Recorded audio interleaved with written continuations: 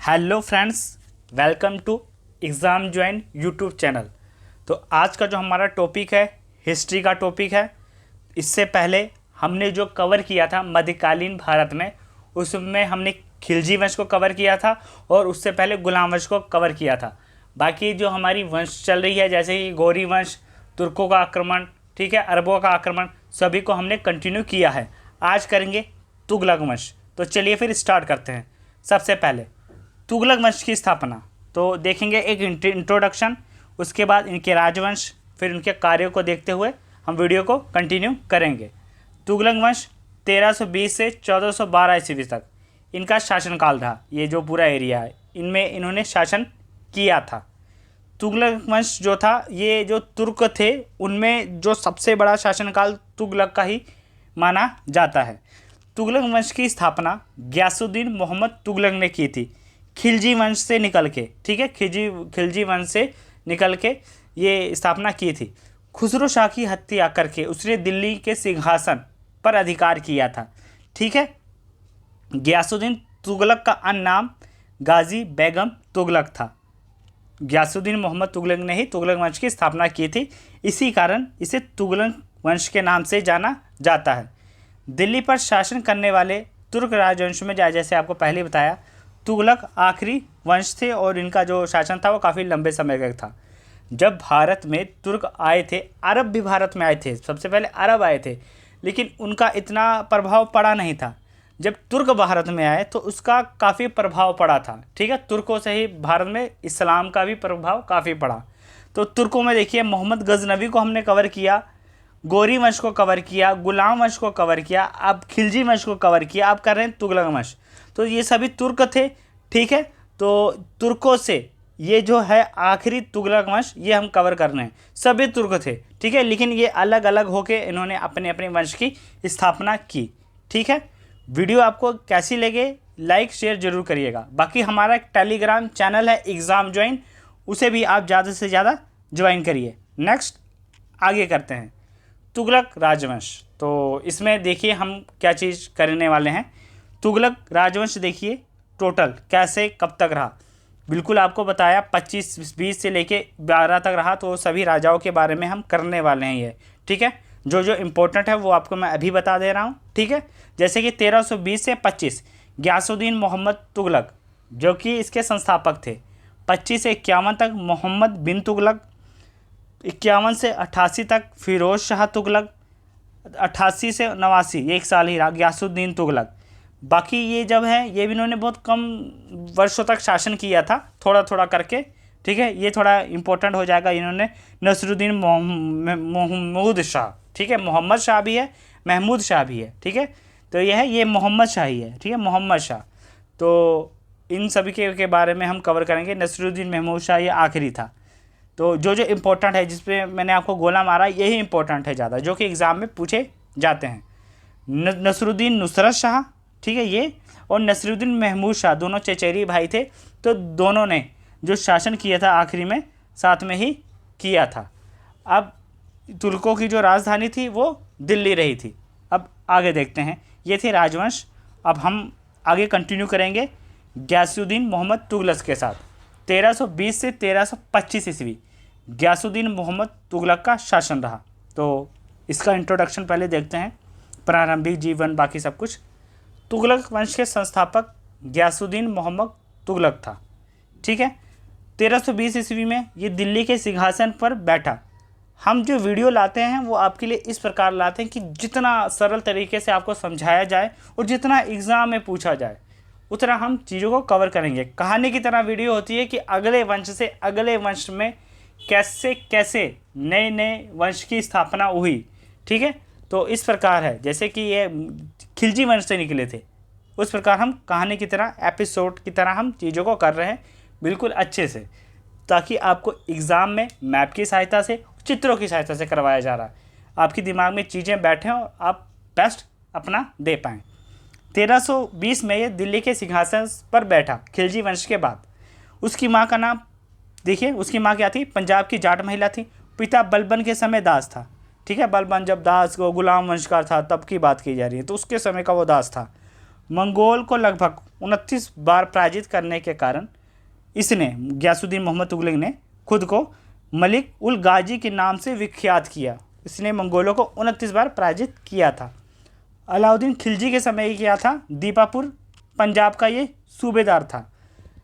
उसने अपने नाम में गाजी शब्द जोड़ा, ठीक है। वह दिल्ली का प्रथम सुल्तान था जिसने गाजी की उपाधि धारण की थी, गयासुद्दीन तुगलक ने। अब आगे करते हैं इसी चीज़ को कंटिन्यू। गयासुद्दीन मोहम्मद तुगलक सैन्य व्यवस्था, तो इसने कुछ अभियान किए वो हम देखेंगे। जैसे कि 1321 ईस्वी में वारगल अभियान को हम देखेंगे। गयासुद्दीन तुगलक ने अपने पुत्र जोहा खां को तेलंगाना के शासक प्रताप रुद्र के विरुद्ध अभियान के लिए भेजा। 1321 में भेजा था, लेकिन जोना खां प्रथम जो वारगल का अभियान था उसमें असफल हो गया, वापिस आ गया।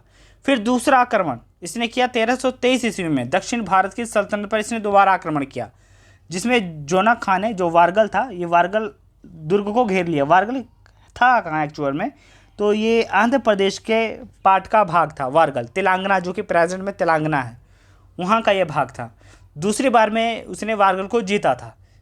तेलंगाना को सुल्तान ने दिल्ली सल्तनत में मिला लिया और वारगल, जिसका नाम सुल्तानपुर रखा। मोस्ट इम्पोर्टेंट, तो एग्ज़ाम में जैसे क्वेश्चन बनते हैं, गयासुद्दीन ने जब किसको, वारगल को जीता, तो उसका नाम बदलकर क्या रखा था, तो रखा था सुल्तानपुर। फिर सुल्तानपुर जो थी वो दक्षिण में राजधानी बनी। उत्तर में इनकी राजधानी कौन सी थी, वो थी दिल्ली थी। वारगल दक्षिण का पहला राज्य था जो दिल्ली सल्तनत में मिलाया गया था, ठीक है। दक्षिण का पहला राज्य, ये एक एक पॉइंट काफ़ी इंपॉर्टेंट है। दक्षिण की राजधानी क्या हुई, सुल्तानपुर हुई। पहला जो हुआ विजय हुआ वो वारगल हुआ। पहला जो मिलाया गया उत्तर भारत में तो वो था वारगल ही था, ठीक है। ये काफ़ी इंपॉर्टेंट है, 3-4 ये जो आपको बताए हैं। आगे देखिए, आगे जाजगर अभियान, ये उड़ीसा का भाग था जाजगर, तो इसको देखिए, ये उड़ीसा में पड़ता है। इसमें विजय तुगलक की हुई थी, पराजय भानुदेव द्वितीय की हुई थी। गयासुद्दीन का दूसरा आक्रमण उड़ीसा में स्थित जाजनगर में हुआ था। ये देखिए उड़ीसा, अब यहाँ पे आंध्र प्रदेश था, तेलंगाना जो अलग हुआ। ये देखिए मैप की सहायता से चीज़ें मतलब याद रहती हैं। ये तेलंगाना पे इसने आक्रमण किया, आगे बढ़ते हुए इसने उड़ीसा पे भी कर दिया था, जिसमें जाजनगर था। तो उड़ीसा में स्थित जाजनगर पर आक्रमण किया। वहाँ के राजा भानुदेव द्वितीय को वारगल की राजा की सहायता की थी। जो वहाँ का राजा था भानुदेव द्वितीय, ये तेलंगाना का जो राजा था, अगर आज के हिसाब से देखा जाए, वारगल का जो राजा था तेलंगाना में, उसने किसी उड़ीसा में रहने वाले किसकी, भानुदेव द्वितीय की सहायता की थी। जोना खां ने, अब वो तो फिर गुस्सा होंगे ही जो इनके सल्तनत के थे, ठीक है, तुगलक वंश के। तो जोना खां जो उसका पुत्र था ने वारगल से वापस आते समय भानुदेव पर 1324 में आक्रमण किया। इस युद्ध में जाजगर का शासक पराजित हो गया। तो इसकी पुष्टि जो मिलती है हमें कि मतलब जाजगर से भानुदेव द्वितीय पराजित हुआ था, तो राजमुंद्री से प्राप्त 1324 के एक अभिलेख से हमें मिलती है कि वारगल से होते हुए जोना खां वो पहुंचा उड़ीसा। वहाँ पे इसने भानुदेव द्वितीय को पराजित किया। ये पिक्चर देखिए बस, ये इसी से चीज़ें आपको याद होनी है, ठीक है। कंटेंट हमारा यही रहता है ज़्यादा से ज़्यादा कि आपको कितने सरल तरीके से समझाया जाए, हमारा बस लक्ष्य मेन यही है, ठीक है। अब आगे देखते हैं। बंगाल अभियान 1324 में गयासुद्दीन तुगलक ने बंगाल पर चढ़ाई की। पहले तो इसने जो 2 अभियान किए उसका नेतृत्व किसने किया था, जोना खां, जो कि इसका पुत्र था।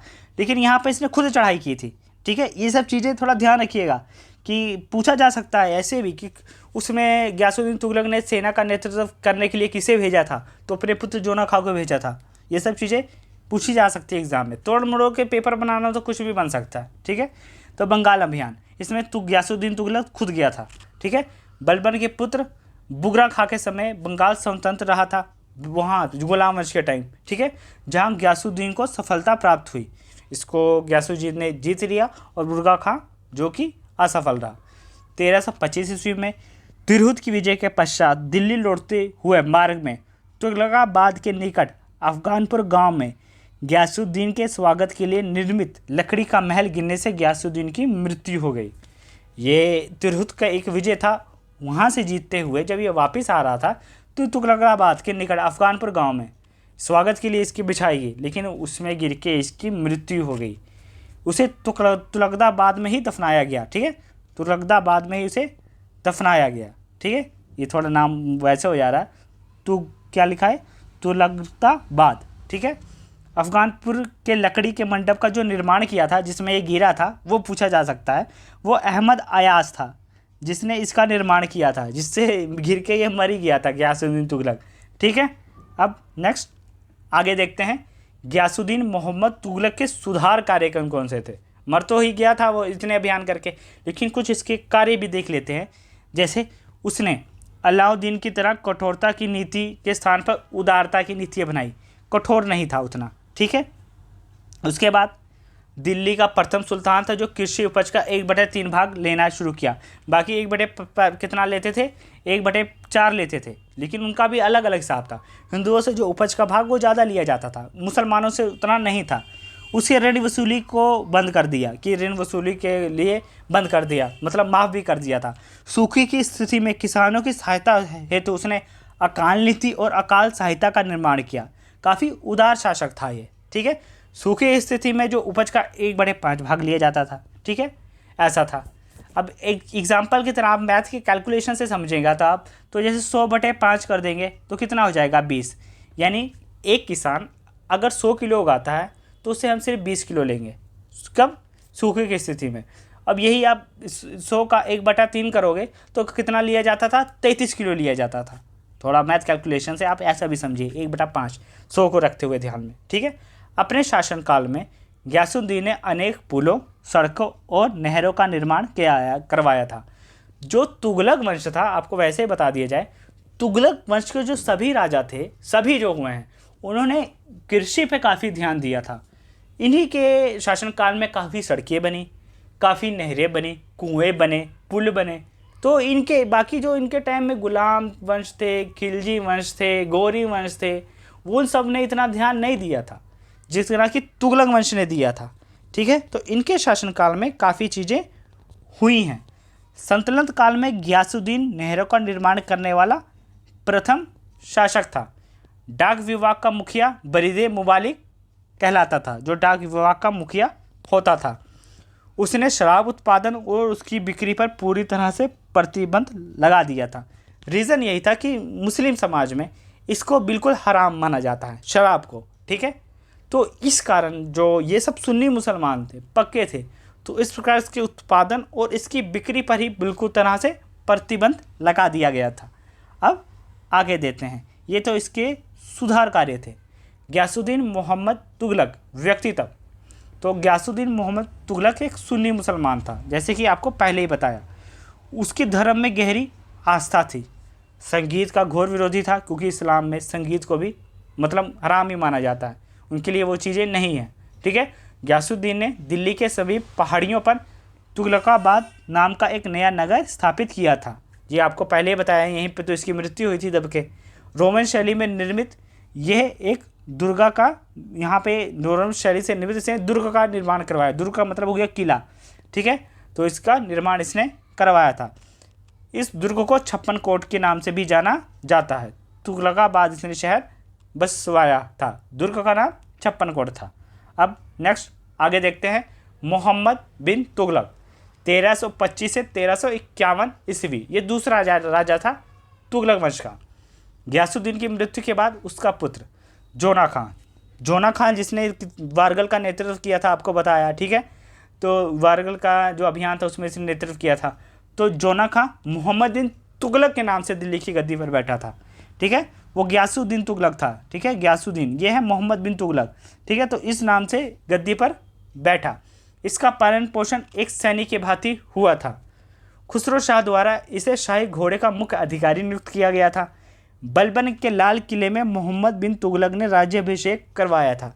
बलबन का हमने करवाया है आपको, गुलाम वंश के बारे में बिल्कुल अच्छे से, लाल महल ये सब उसमें करवाया है। आपको सभी वीडियो का लिंक इस वीडियो के डिस्क्रिप्शन में मिल जाएगा। बाकी आई बटन पे जितना हम कोशिश करेंगे वो आपको दे देंगे। जानकारी के स्रोत देखिए, जैनुद्दीन बन्नी द्वारा लिखित तारीखी फिरोज शाही और मोरक्को यात्री इब्न बतूता से हमें मोहम्मद बिन तुगलक के शासन के बारे में जानकारी मिलती है, इसके शासन के बारे में। ठीक है, जो सेकंड किंग था तुगलक वंश का। तारीख़ फ़िरोज़ शाही से, और इब्न बतूता जो कि मोरक्को का नागरिक था, तो इसके द्वारा जो पुस्तकें लिखी गई हैं तो उससे हमें मोहम्मद बिन तुगलक के शासन के बारे में जानकारी मिलती है। वह अरबी भाषा और फ़ारसी भाषा का विद्वान था। ठीक है, इब्न बतूता, ये देखिए ये इब्न बतूता है। ठीक है, ये अरबी और फ़ारसी भाषा का विद्वान कौन था? मोहम्मद बिन तुगलक था। वह स्वभाव से क्रूर शासक था। पहला तो जो शासक हुआ वो ठीक था, लेकिन दूसरा ये हुआ वो थोड़ा क्रूर था।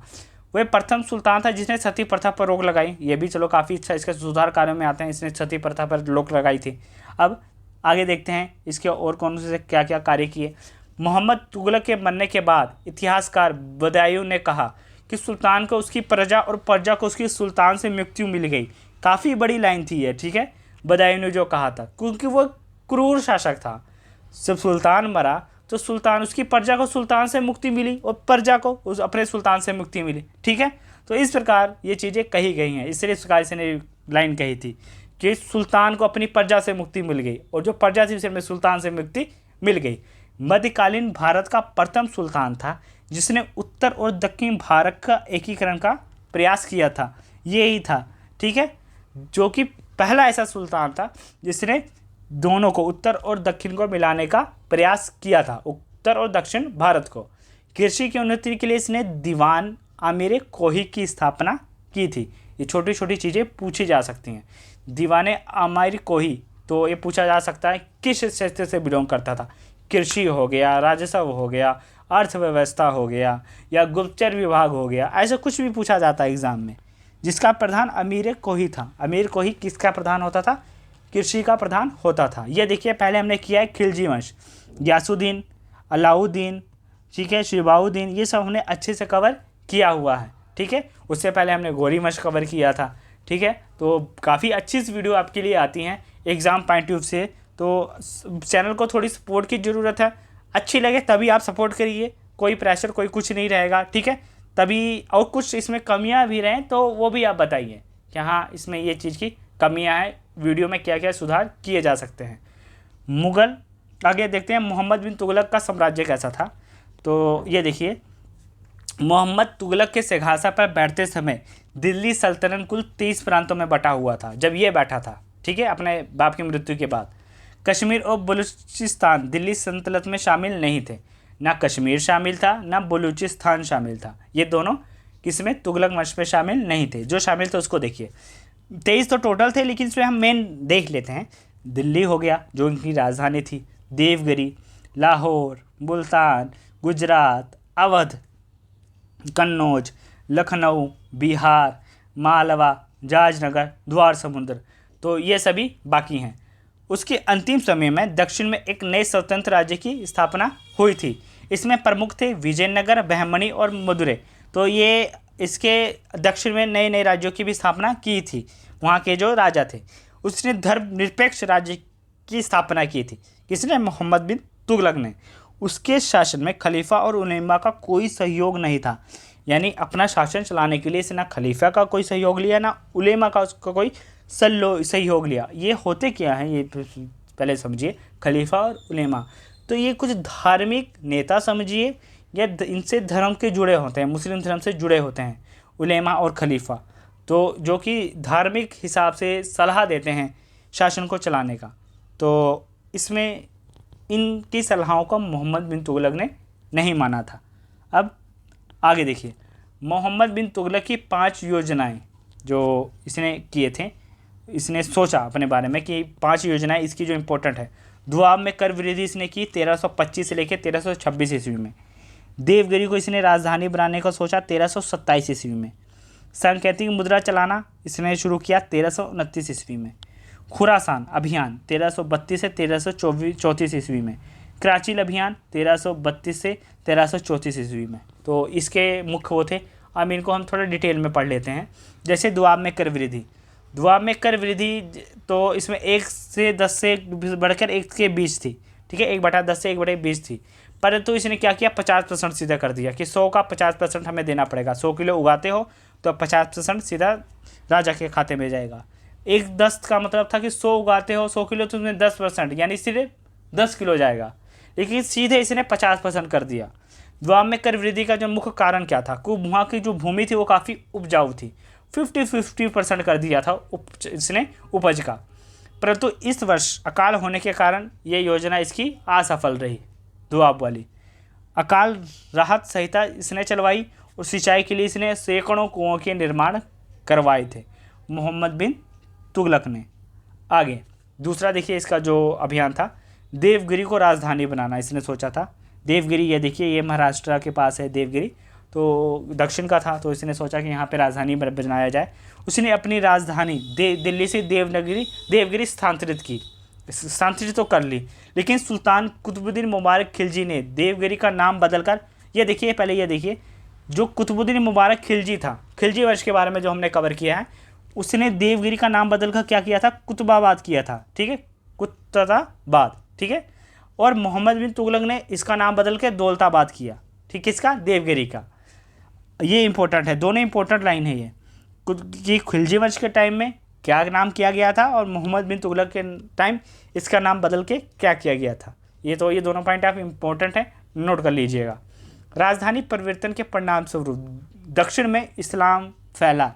ठीक है, मुस्लिम संस्कृत का विकास हुआ दक्षिण में, परंतु देवगिरी से राजधानी स्थानांतरित करके, राजधानी तो उन्होंने दिल्ली से स्थानांतरित कर ली देवगिरी, परंतु ये शासन अच्छे ढंग से चला नहीं पाए यहाँ पे करके, जिस कारण सुल्तान ने 1355 ईस्वी में दौलताबाद से लोगों को वापस लौटने की अनुमति दी।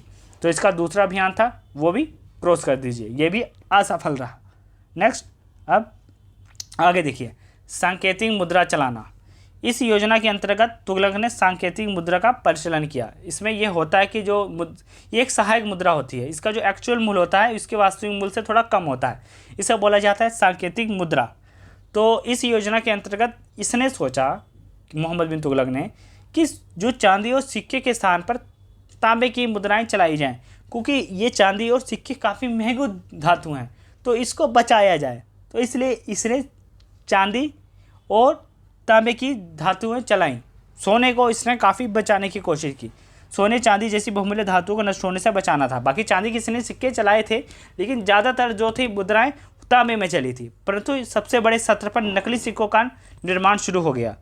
अब इसमें यह था, सोना तो सभी के पास इतना होता नहीं था कि उसके वो नकली सिक्के बना सकें या उसको खरीद सकें, लेकिन तांबा एक ऐसी धातु हुई जिससे लोगों को नकली सिक्कों का निर्माण करना आसान हुआ, जिस कारण ये योजना भी असफल रही। ये तीसरी योजना थी इसकी, ये योजना भी असफल रही। चांदी की जगह तांबे के सिक्के को रिप्लेस करना, इसकी योजना सफल ना हो सकी। आगे, खुरासान अभियान और कराची अभियान। अपनी चौथी योजना के अंतर्गत मोहम्मद बिन तुगलक सुल्तान ने मध्य एशिया में स्थित खुरासान में उत्पन्न अव्यवस्था का लाभ उठाकर वहाँ पर कब्जा करने का फैसला किया। लेकिन हुआ क्या, वहाँ पे शांति व्यवस्था स्थापित हो गई, जिस कारण उसकी ये योजना भी असफल रही थी। अब आगे, चारों असफल। 5वें देखिए, कुमाऊं पहाड़ियों में स्थित कराची का विद्रोह दबाने और उसे विजित करने के लिए सुल्तान ने अपनी सेना भेजी थी। ये कुमाऊं पहाड़ियाँ उत्तराखंड के पास हैं प्रेजेंट में भी, तो वहाँ पर इसने अपना दबदबा बनाने के लिए सेना भेजी थी, परंतु इसकी पूरी जो सेना थी वो जंगलों में भटक गई थी पूरी सेना, जिस कारण इसकी योजना भी असफल रही। 5 योजना इसकी जो मेन थी, पाँचों की पाँचों असफल ही रही थी। अब आगे देखिए, मोहम्मद बिन तुगलक प्रमुख विद्रोह, वो देखिए कैसे कैसे रहे। मोहम्मद बिन तुगलक के समय सबसे ज़्यादा 33 विद्रोह हुए, जिसमें 27 विद्रोह दक्षिण भारत में ही थे। ठीक है, 33 विद्रोह में से 27 विद्रोह केवल दक्षिण भारत में हुए थे। उसके दक्षिण के गांव में अमीर सादा नियुक्त किया था। इन अमीरों ने सबसे ज़्यादा विद्रोह करवाए थे, जिसको इसने नियुक्त किया था। 1340 और 41 में बंगाल पर दिल्ली सल्तनत से अलग हो गया था। बंगाल जो था दिल्ली सल्तनत से अलग हो गया था, जिसे सबसे पहले गयासुद्दीन मोहम्मद तुगलक, जो आपको बताया वो कौन था, वो इसका संस्थापक था तुगलक वंश का, उसने मिला लिया था, लेकिन 40 और 41 में फिर ही अलग हो गया था। मलिक हाजिर इलियास सुल्तान शमशुद्दीन के नाम से बंगाल का स्वतंत्र गवर्नर शासक बन गया था। क्या नाम था उसका? मलिक हाजिर इलियास था, जो कि बाद में फिर दोबारा बंगाल का स्वतंत्र गवर्नर, यानी गवर्नर बोलिए या शासक बन गया था। मोहम्मद बिन तुगलक के शासनकाल में 1336 ईस्वी में हरिहर और बुक्का नामक 2 भाइयों ने विजयनगर की स्थापना की। विजयनगर एक सिटी की इन्होंने स्थापना की थी। 1351 में मोहम्मद बिन तुगलक की मृत्यु हो गई। तो ये इसके थे प्रमुख विद्रोह मोहम्मद बिन तुगलक के। अब मोहम्मद बिन तुगलक का दरबार देखिए कैसा था। विदेशी यात्री इब्न बतूता मूल रूप जो कि अफ्रीकी नागरिक था, वो इसके दरबार में आया था मोहम्मद बिन तुगलक के शासनकाल में, तो आया था। ये पूछा जा सकता है एग्जाम में, तो ऐसे पूछा जाता है। इब्न बतूता जो कि मोरक्को अफ्रीकी नागरिक था मोरक्को का, वो किसके शासनकाल में भारत आया था? तो मोहम्मद बिन तुगलक के समय ये भारत आया था। उसने दिल्ली में 8 वर्षों तक काजी का पद संभाला था। इसकी पुस्तक का क्या नाम है? इब्न बतूता की रहला, जिसमें तुगलक वंश के बारे में जानकारी मिलती है। हिंदू प्रति कैसे रहा इसका रवैया मोहम्मद बिन तुगलक का? तो हिंदू धर्म के प्रति ये प्रथम सुल्तान था जिसने सती प्रथा पर रोक लगाई थी और हिंदुओं को उच्च पदों पर नियुक्त किया था, यानी इसका रवैया अच्छा रहा। सिंध का राजस्व मंत्री रतन को नियुक्त किया था। वजीर था मंत्री साईराज। गुलबर्गा का जो वजीर था वो बाजरान इंद्री था। तो ये इसके कुछ मंत्री थे जो उच्च पदों पर भी थे। ठीक है, अब आगे देखिए मोहम्मद बिन तुगलक का दरबार में निर्माण कार्य इसने जो किए थे वो देखिए। मोहम्मद बिन तुगलक ने बदायूं में बीरन मुल्हिब, दिल्ली में शेख निज़ामुद्दीन औलिया और मुल्तान में शेख रुकनुद्दीन आदि के संतों की कब्रों पर मकबरे बनवाए थे। सूफी संत मसूद गाजी जो कि बहराइच में स्थित है, ख्वाजा मोइनुद्दीन चिश्ती जिसे ख्वाजा गरीब नवाज के नाम से भी जाना जाता है, अजमेर में अजमेर शरीफ जिसे बोला जाता है, तो वहाँ की दरगाह पे जाने वाला ये प्रथम सुल्तान था। ठीक है, ये देखिए हमारा एक ये वीडियो का पूरा प्राचीन भारत का संपूर्ण इतिहास, टोटल 43 वीडियो अपलोड हुई हैं।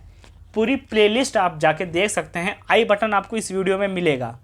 43 वीडियो हैं, बिल्कुल शुरू आदि मानव से लेके 9वीं शताब्दी का चोल वंश। ठीक है, उसके बाद मध्यकालीन भारत स्टार्ट हो गया था। तो ऐसा तो है नहीं कि आपको पहले मध्यकालीन भारत करवा दिया बाद में प्राचीन भारत करवाया जाएगा। तो इसलिए प्राचीन भारत आपके लिए जो वीडियो है पहले ही अपलोड हो चुकी है ऑलरेडी हमारे एग्ज़ाम ज्वाइन यूट्यूब चैनल पे, आप उससे जाके देख सकते हैं। पूरी प्लेलिस्ट है, काफ़ी अच्छे कंटेंट के साथ चीज़ें करवाई गई हैं। अब आगे देखते हैं। फिरोज शाह तुगलक 1351 से 1388 ईस्वी, तो ये तीसरा शासक था। तो इन्हीं तीनों का मेन प्रभाव भी रहा। उसके बाद जो आए तो वो आयोग ही ज़्यादातर साबित हुए। तो तीसरा शासक ये था। फिरोज शाह का जन्म 1309 में हुआ था, जो एक सुन्नी मुसलमान था। उसके पिता का नाम मलिक रजब था। उसकी माँ बीवी नेला राजपूत थी। ठीक है, राजपूत सरदार की पुत्री थी। फिरोज का राज्याभिषेक 1351 में हुआ था। उसने उलेमा वर्ग की सलाह मानते हुए धार्मिक आधार पर इस्लाम राज्य की स्थापना की थी। बाकी जो मैंने आपको अभी करवाया था मोहम्मद बिन तुगलक या बाकी वो सब, उन्होंने नहीं माना था उलेमा वर्ग का कोई सलाह अपने जो शासन चलाने में।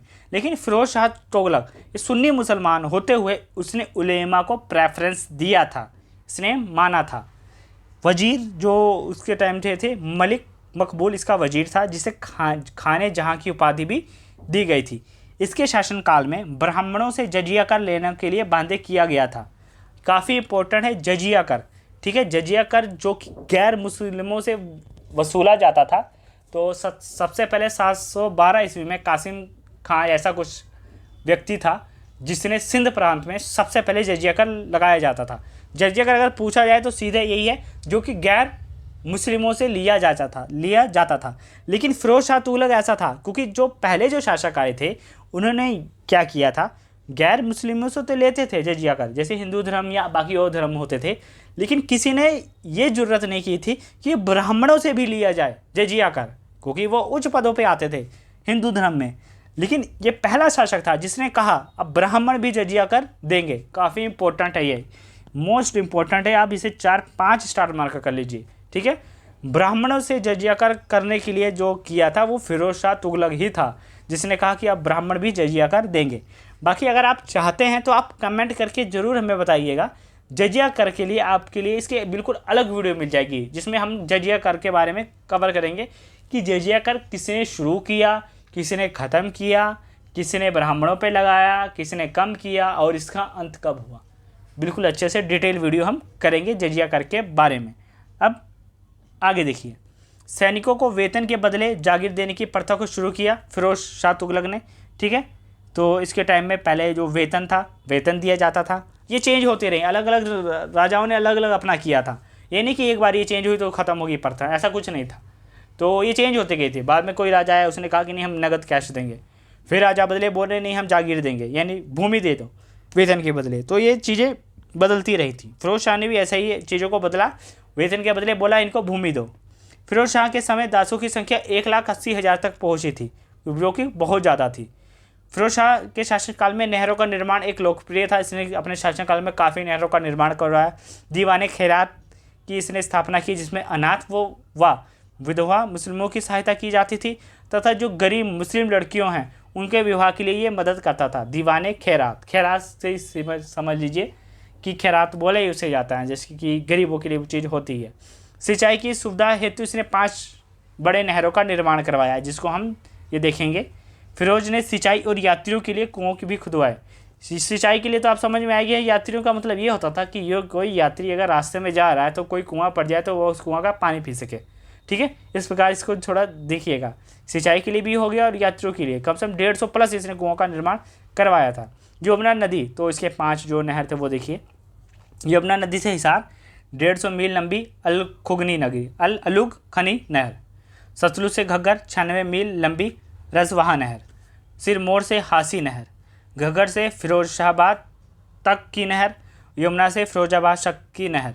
तो ये 5 नहर है जो इसने निर्माण करवाए थे, इम्पोर्टेंट वाले, ठीक है, फिरोज शाह तुगलक ने। अब आगे देखिए, फिरोज शाह तुगलक सैन्य अभियान इसके देखिए कैसे कैसे थे। सुल्तान फिरोज शाह तुगलक अपने साम्राज्य विस्तार के लिए कोई भी सैन्य अभियान नहीं किया। सुन्नी मुसलमान था, काफ़ी उदारवादी था, यानी इसका कोई लक्ष्य नहीं था कि हाँ हम किसी राज्य या किसी प्रांत पर वैसे ही हमला करें, मतलब राज्य विस्तार के लिए इसने कोई हमला नहीं किया। बाकी अपनी इस साम्राज्य को बचाने के लिए इसने अभियान किए थे कि हम मेरा साम्राज्य जितना है कम से कम उतना तो बचा रहे। बंगाल को जीतने के लिए इसने किया था, 1353 में बंगाल पर आक्रमण किया था, जिसमें ये असफल रहा था। उसके समय शमशुद्दीन इलियास बंगाल का शासक था उस समय। फिरोज शाह ने जौनपुर की स्थापना की थी तथा फतेह खां को सुल्तान ने अपना उत्तराधिकारी नियुक्त किया था। जौनपुर की स्थापना किसने की थी? फिरोज शाह ने की थी, मोस्ट इम्पोर्टेंट, ठीक है। फिरोज शाह ने ही जौनपुर नगर की स्थापना की थी। आगे फिरोज शाह ने 1360 में जाजनगर उड़ीसा में आक्रमण कर वहाँ के शासक भानुदेव तृतीय को पराजित किया था। इसने तृतीय को पराजित किया था। इससे पहले जो थे मोहम्मद बिन तुगलक, वो कौन था? उसने भानुदेव द्वितीय को पराजित किया था, वो भी जाजनगर उड़ीसा ही का था। 1365 में कांगड़ा हिमाचल प्रदेश में इन्होंने सफल अभियान किया था फिरोज शाह तुगलक ने। तो इसके कुछ महत्वपूर्ण अभियान थे, ठीक है, फिरोज शाह तुगलक के द्वारा, इम्पोर्टेंट जो उसी को हम कवर कर रहे हैं। फिरोज शाह तुगलक सैन्य अभियान। अब मैं आगे वो चीज़ें देखते हैं इनके दरबार के बारे में, जैसे सिक्के और रचनाएं क्या क्या थी। तो सिक्के देखिए, फिरोज ने चांदी का शशगणी नाम का सिक्का चलाया था। चांदी का जो सिक्का था वो क्या बोलते थे? शशगणी कहते थे। इसका मूल्य 6 जीतल था। 8 जीतल का मूल्य का सिक्का जो था उसे चीहल कहलाता था। तांबे का सिक्का आधा और बीक कहलाता था, ठीक है। तो ये देखिए, 8 जीतल का जो सिक्का था उसे चीहल कहते थे। 6 जीतल का जो सिक्का था तो शशगणी कहा जाता था। तांबे का सिक्का आधा और बीक कहलाता था। रचनाएं, फिरोज ने अपनी आत्मकथा फुतुहाते फिरोज शाही की रचना की थी, ठीक है। इसने अपनी आत्मकथा की रचना की थी, फतुहाते फिरोज शाही। मोस्ट इम्पोर्टेंट ये है, मोस्ट इम्पोर्टेंट, ठीक है। फिर जिसको मैं इम्पोर्टेंट आपको लिए बताया जा रहा है वो इम्पोर्टेंट सच में बहुत है, ठीक है। वो सीधे एग्ज़ाम में क्लिक करते हैं, सीधे, बिल्कुल सीधा कहते हैं रट्टा, बिल्कुल वही चीज़ें उठा के एग्ज़ाम में आ जाती हैं। तो फिरोज शाह तुगलक की आत्मकथा पूछी जाए तो फतुहाते फिरोज शाही है, ठीक है। फिरोज शाह के बाद फिरोज शाही मदरसे की स्थापना हुई, ठीक है, फिरोज़ाबाद में, जिसने फिरोजाबाद नगर भी उससे आया था। तो वहाँ पे फिरोज शाही मदरसे की स्थापना हुई, जिसमें जलालुद्दीन रूमी वो इसका प्रधानाचार्य था, प्रिंसिपल था इस मदरसे का। आगे देखिए, फिरोज शाह तुगलक स्थापित कला। तो देखिए टोटल इसका हम देखेंगे। सर्वप्रथम फिरोज शाह तुगलक ने लोक निर्माण विभाग की स्थापना की थी, लोगों के निर्माण के लिए। तो उसके राज्य का मुख्य वास्तुकार कौन था? मलिक गाजी शहना इसके राज्य का मुख्य वास्तुकार था। और बसाए गए नगर जो इसके थे फतेहाबाद, हिसार, जौनपुर, फिरोजपुर, फिरोज़ाबाद। तो इसके ये बसाए हुए नगर हैं जो कि अभी प्रेजेंट में भी हैं। हिसार, ठीक है, जौनपुर, फिरोज़पुर पंजाब में, हिसार, तो ये सब प्रेजेंट में भी हैं। अब इसके आगे देखिए, ये इन्होंने आगे ये सब चीज़ों का भी निर्माण करवाया। पहले इसको हम देख लेते हैं। जौनपुर अपने भाई जौहा खां के नाम पे इसने रखवाया था। जौनपुर मोहम्मद तुगलक, जो कि इससे पहले इसका शासक था, उसकी स्मृति में इसने इस नगर की स्थापना की थी। उसने दिल्ली में कोटला फिरोज शाह दुर्ग का भी निर्माण करवाया। फिरोज शाह तुगलक ने उसने फिरोजाबाद दिल्ली में एक नक्शशाला की स्थापना की थी, जो कि सूचक यानी जल घड़ी का विकास किया था, यानी कैसे समय को मापा जाए। दीवाने इस्तिहाक वृद्धावस्था पेंशन विभाग था। दीवाने इस्तिहाक, इसने एक विभाग की स्थापना की, दीवाने इस्तिहाक, तो वृद्धावस्था पेंशन विभाग था। दारुल शफा, ये निःशुल्क चिकित्सा विभाग था, ठीक है, जिसमें निःशुल्क चिकित्सा विभाग में ये था गरीबों को फ्री में इलाज, ये सब चीज़ें थी। इसने और जो चीज़ें बनवाई, 40 मस्जिदों का इसने निर्माण करवाया, 30 विद्यालय बनवाए, 20 महल बनवाए, 100 सराय बनवाए, 200 नगर इसने बनवाए, 100 अस्पताल, 5 मकबरे, स्नान घरें 100, स्तंभ 10 और टोटल 150 पुल, बाकी 150 कुओं का भी निर्माण इसने किया था, ठीक है। अब आगे देखते हैं फिरोज शाह तुगलक के बारे में। आगे गयासुद्दीन तुगलक और अबू बकर शाह तुगलक, तो वहाँ तक जो हमारी वीडियो थी वो थी फिरोज शाह तुगलक के बारे में। उसके बाद 1388 ईस्वी में फिरोज शाह तुगलक की मृत्यु हो गई थी। उसके बाद गयासुद्दीन तुगलक और अबू बकर शाह, इनसे हम वीडियो को कंटिन्यू करेंगे, लेकिन जो इनका शासन है वो काफ़ी कम समय तक रहा था, 1 साल 2 साल 3 साल कुछ ऐसा ही रहा था, ठीक है। तो ये काफ़ी इंपॉर्टेंट नहीं थी। जहाँ तक हमारी वीडियो इंपॉर्टेंट है वो तो चलिए ठीक ही है, लेकिन एग्जामिनर का कुछ नहीं पता होता, आगे के वंश के बारे में पूछ ले या ऐसे ही पूछ लिए कि आखिरी वंश का काफ़ी इंपॉर्टेंट होता है उसके बारे में पूछ ले, ठीक है। तो थोड़ा थोड़ा हम सभी के बारे में कवर किए हैं जो कि आगे वाले हैं। जैसे कि गयासुद्दीन तुगलक द्वितीय, तो शासनकाल 88 से 89 बस 1 ही साल तक रहा। ये फिरोज शाह के पुत्र फतेह खां का पुत्र था। जो फिरोज शाह का पुत्र था उसका पुत्र फतेह खां था, तो ये उसका पितृ था, यानी ये फिरोज शाह का पोता था जो दुर्बल और अयोग्य था। इसका शासनकाल कुछ ज़्यादा रहा नहीं। 1389 में राजमहल पर आक्रमण कर तुगलक शाह की हत्या कर दी गई थी इसकी, ठीक है। यह था गयासुद्दीन तुगलक, तो तुगलक शाह की हत्या कर दी गई। उसके बाद अबू बकर शाह सुल्तान बना, परंतु 1 साल से अधिक तक ये भी शासन ना कर सका।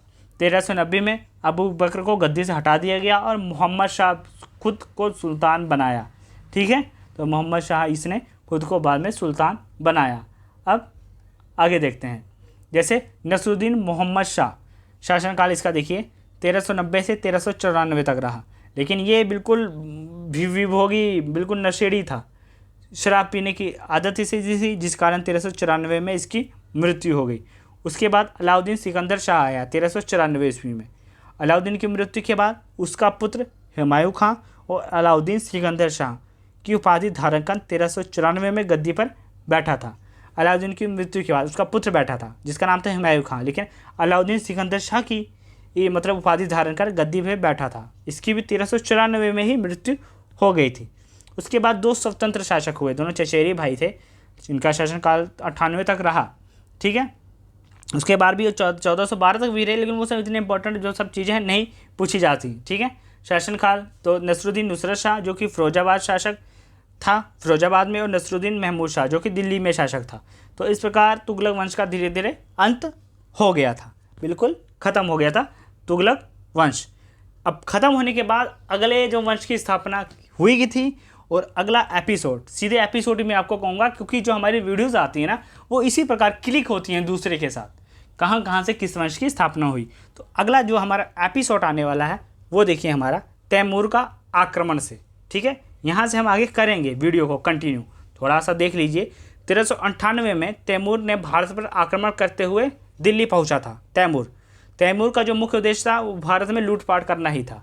वापस लौटते समय तैमूर ने कुछ जीते हुए प्रदेश जैसे लाहौर, मुल्तान, बड़े बड़े उसने खिलजी खां को सौंप दिए थे, जो उसकी इसका वो था, दास था, ठीक है।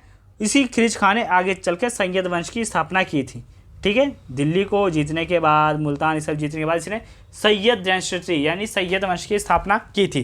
तो नेक्स्ट एपिसोड हमारा जो आएगा वो आएगा सैयद वंश के बारे में हम कवर करेंगे हिस्ट्री के अगले टॉपिक में।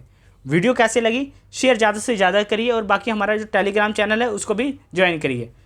ठीक है, थैंक्स।